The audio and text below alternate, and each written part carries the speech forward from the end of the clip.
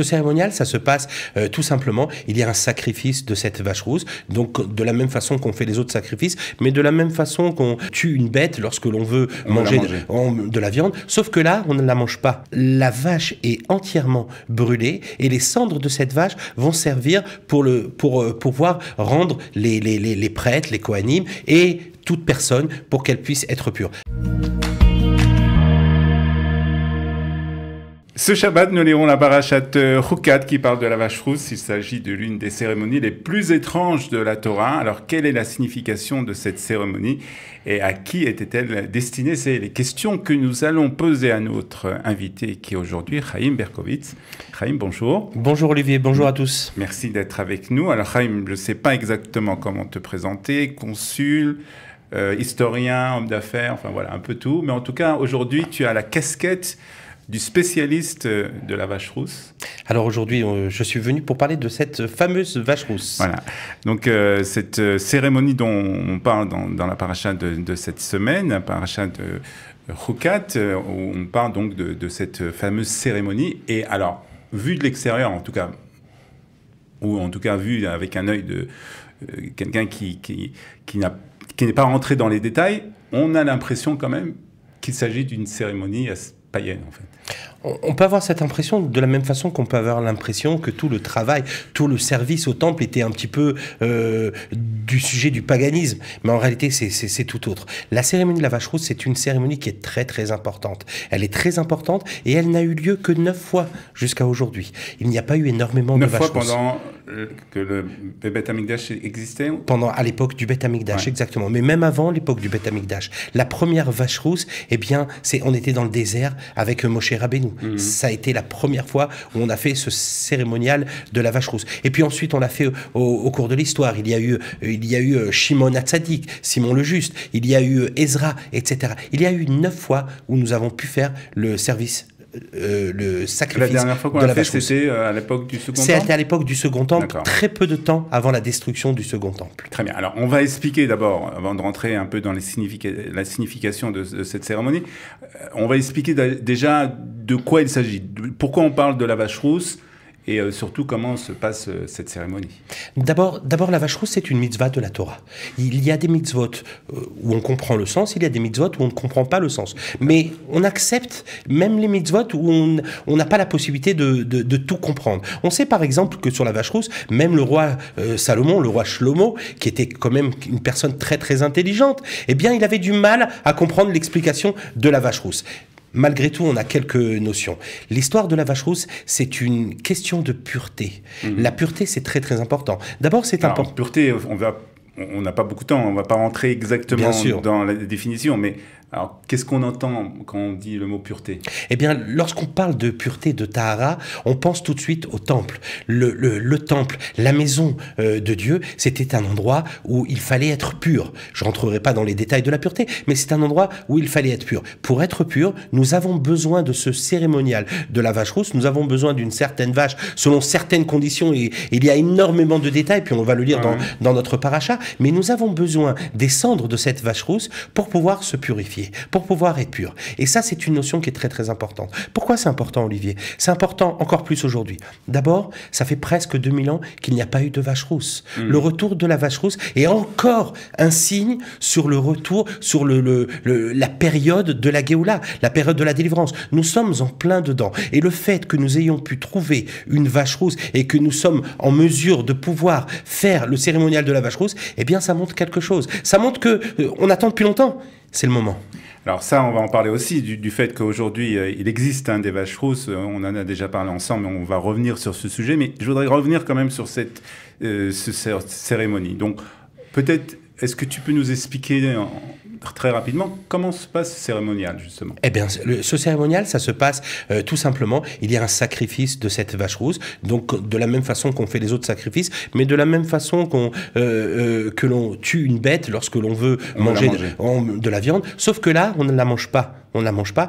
La vache est entièrement brûlée et les cendres de cette vache vont servir pour pouvoir rendre les prêtres, les kohanim et toute personne pour qu'elle puisse être pure. Attention, le Kohen qui doit faire le sacrifice de la vache rousse, il doit être à un certain niveau de pureté. Ça veut dire qu'il n'a pas pu être en contact avec un mort. Ça veut dire qu'il y a très peu de Kohanim qui ne sont pas nés, par exemple, dans un hôpital, qui n'ont pas séjourné pendant une période dans un hôpital. Vous comprenez un petit peu à quel point c'est complexe. C'est quelque chose de très complexe. Mais malgré tout, il y en a quelques-uns des Kohanim, pas beaucoup, qui sont capables aujourd'hui, qui ont les règles, qui respectent les règles pour pouvoir faire ce cérémonial de la vache rousse. Alors, quel est le rapport, je ne sais pas si tu vas pouvoir me donner une réponse, mais quel est le rapport entre les cendres de cette vache rousse, alors on sait qu'il y a beaucoup de halachot autour de cette vache, quel est le rapport entre ces cendres et le fait qu'on devient après pur? Alors, j'arrive pas à comprendre. En fait. Olivier, je suis pas capable de répondre. Je ne suis pas du tout capable de répondre. Il y a tout un cérémonial avec une sorte de branche d'arbre que l'on prenait, avec de l'eau qu'on récupérait, etc. Ça va au-delà de mes compétences, mais je te propose, Olivier, et je propose à tous, d'ouvrir le livre du Zohar et d'essayer de comprendre un petit peu ce cérémonial. Je rigole, je ne vais pas rentrer dans les détails. C'est quelque chose qui est très dur à comprendre. Mais malgré tout, il y a un acte physique que l'on fait et qui va interférer sur le spirituel. Alors pourquoi c'était important à l'époque, et aujourd'hui tu nous dis aussi qu'on peut faire ce cérémonial, pourquoi c'est important de le faire? On a besoin d'être pur pour... Aujourd'hui, il n'y a plus le travail au Beth Amikdash. Il n'y a plus, aujourd'hui, comme tu le dis, Olivier, aujourd'hui, il n'y a plus le travail au Beth Amikdash. Mais demain, il va y avoir le travail. On parle de reconstruction du temple. Il y a une marloquette, une discussion, tout le monde n'est pas d'accord. Est-ce que le Mashiach, est-ce que le Messie va arriver avant ou le Messie va arriver après la construction du temple? C'est une marloquette entre le Talmud de Babylone et le Talmud de Jérusalem. Mais si on veut reconstruire le Beth Amikdash, si on veut reconstruire le temple, il faut qu'on soit pur. Et donc cette pureté, nous allons l'acquérir grâce à la vache rousse. Une fois que nous serons purs, nous allons pouvoir entamer le processus pour reconstruire le Beth Amikdash. Alors cette vache rousse, qui donc permet à personnes qui font partie de ce cérémonial, c'est pour toutes les personnes qui veulent rentrer au temple ou seulement pour les Kohanim et les Lévim C'est pour toute personne qui veut se rendre sur le mont du temple à un certain niveau, plus que là où nous montons aujourd'hui.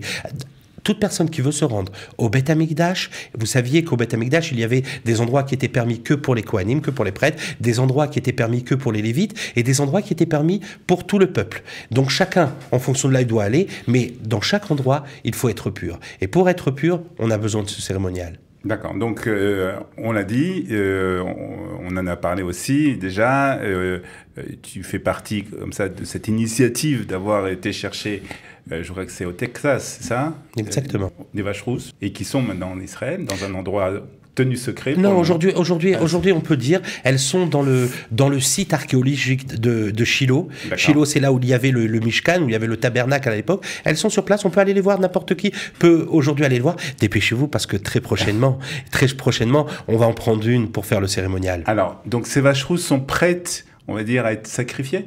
Tout à fait. Il y en a parmi les vaches que nous avons. Il y a 3 vaches rouges qui sont cachères, qui correspondent, dont toutes les lois par rapport à la vache rousse, eh bien, ces vaches rousses, elles sont prêtes pour faire le sacrifice. On en a 3. Donc, elles ont été vérifiées, parce qu'on a dit, il y a beaucoup d'halachot autour de ça. Et elles sont cachères aujourd'hui. Elles sont cachères, je dirais même plus, elles sont cachères les méadrines, puisqu'on aime dire ça aujourd'hui. Elles sont vérifiées sans cesse. C'est pas juste une vérification. Les vaches, elles continuent à grandir, elles continuent, leur poil peut changer, etc. On sait qu'il faut qu'elles soient entièrement rousses, qu'il n'y ait pas beaucoup de poils, des poils qui ne sont des poils blancs ou d'autres de poils sur la vache. Enfin bref, je rentre pas dans les détails, mais ces vaches, elles sont cachères. Et aujourd'hui, on peut faire le cérémonial. Et c'est un cérémonial qui aura lieu en face du mont du temple, c'est-à-dire un endroit destiné à cette cérémonie. Tout à fait. Il y a un endroit destiné, c'est sur le mont des Oliviers. Alors là-dessus, la halakha, elle va nous dire est-ce qu'on doit être exactement en face, est-ce qu'on doit être dans l'angle, etc. Quoi qu'il en soit, on doit être sur le mont des Oliviers et on doit pouvoir voir le mont du temple, l'endroit où très prochainement il y aura le Beth Amikdash. Et le Kohen qui donc est pur et qui n'a jamais été en contact avec un mort, En contact direct, oui, contact il existe. direct. Il existe. Il y a tout un système de pureté qu'on doit faire malgré tout, comme le mikvé, etc., le bain rituel. Mais nous avons quelques kohanim, il n'y en a pas beaucoup, hein, qui ne sont pas nés dans les hôpitaux, je répète, qui n'ont pas été malades, qui ne sont pas rendus dans un hôpital, parce que dans un hôpital, on a des gens qui décèdent, etc. Donc, oui, il y a des kohanim prêts. Bon, alors, tout est prêt. Dernière question, alors peut-être une question qui est plus générale et qui touche pas seulement à la cérémonie de la vache rousse. Pourquoi on a besoin de ça aujourd'hui? Est-ce qu'il n'y a pas d'autres problèmes plus graves? On est en guerre, on a des problèmes au sein de la société. En quoi cela va aider justement par rapport à tous les problèmes que nous avons, tout ce que nous vivons actuellement? Alors, je vais répondre par un texte que l'on dit le soir du Seder. On dit, il nous a ramenés, et s'il ne nous avait pas ramenés en Israël, daillez-nous. Est-ce que ça nous aurait suffi? En réalité, il faudrait peut-être mettre un point d'interrogation. Et puis le texte, il ne s'arrête pas là. Ensuite, on parle de reconstruction du Beth Amikdash. On a un but. Notre but à nous, c'est de pouvoir arriver à cette époque messianique et de pouvoir reconstruire le Beth Amikdash. Mais plus par rapport à ce but. Et je voudrais rentrer dans la question que tu as posée, Olivier, par rapport à la situation aujourd'hui. On est dans une situation qui est assez complexe, on est dans une situation difficile, on est en train de se battre pour savoir de quelle façon on va ramener les otages, comment on va ramener les gens dans le nord et dans le sud. Enfin bref, on pourrait parler pendant des heures de cette situation qui est une situation critique et qui est une situation très importante où il faut s'en sortir. De quelle façon on va s'en sortir? Alors bien sûr, on a besoin de tzahal forts qui puissent combattre, etc. Mais on a besoin de quelque chose, Olivier. Et c'est ça qui va peut-être changer la donne. On a besoin de la présence divine sur terre. La vache rousse, ça va nous amener la tahara, on en a parlé, la pureté. La pureté, ça va nous ramener la shrina. La shrina, je traduirai en français, pas le bon terme, mais peut-être la splendeur divine sur terre. On a besoin de ramener la présence de Dieu sur terre. Et pour ramener cette présence, on a besoin de pureté. Et grâce à cette vache rousse, on va ramener la splendeur divine sur terre, et ce qui va ramener une sorte enfin, le monde va respirer et le monde va voir les choses différemment. Très bien, mais c'est sur ces paroles que nous allons conclure. En tout cas, merci pour ces explications et puis, bien entendu, on tient-nous au courant de la cérémonie, en tout cas quand elle aura lieu de la cérémonie de la vache rousse, donc qui doit avoir lieu très prochainement. Très prochainement. Merci beaucoup, Chaim. Merci à toi, Olivier. Merci à tous.